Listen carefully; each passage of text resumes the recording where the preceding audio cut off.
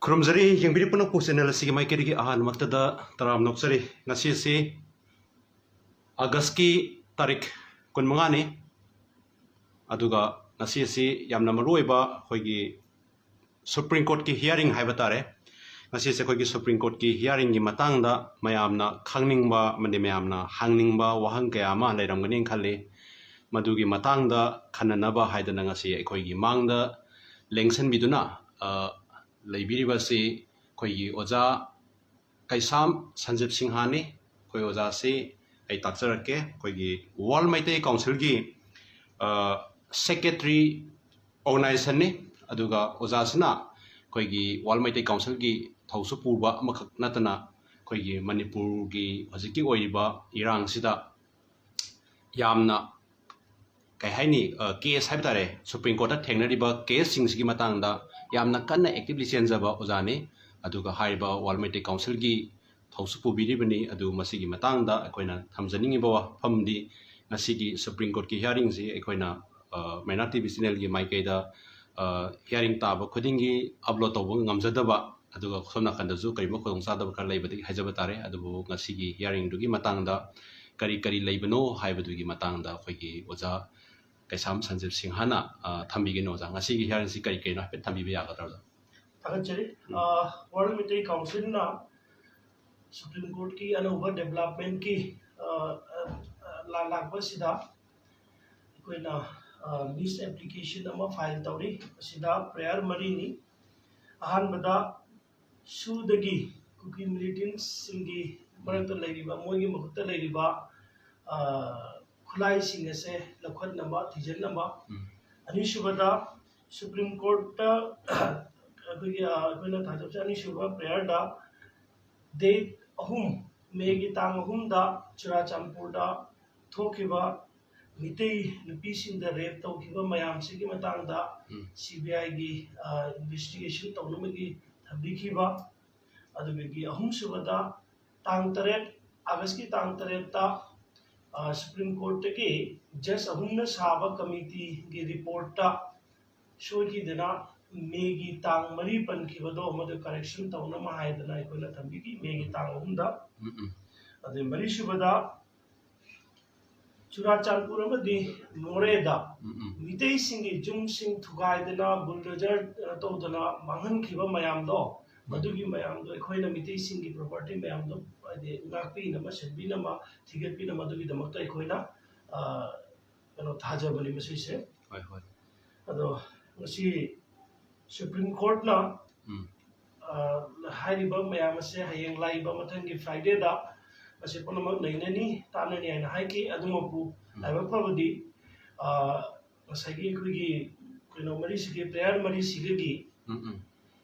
tang ahum minus mari haina soikibado megi tang ahum da madido consider tawre anisubada Churachandpur da thokiba ngasagi kuigi mitei nupi singi rape tawbagi matang da haiki base masusu CBI da sinaraga masi case especially Guwahati High Court da masi sinanama madidugi CBI ki case to Guwahati High Court ki gana to CBI da sinakhare madidu anisubada masima laire ase nisima laire aduki kuki singi maikei dagi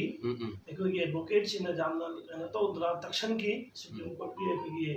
honorable Chief Justice ta adi jiki casing se moi ki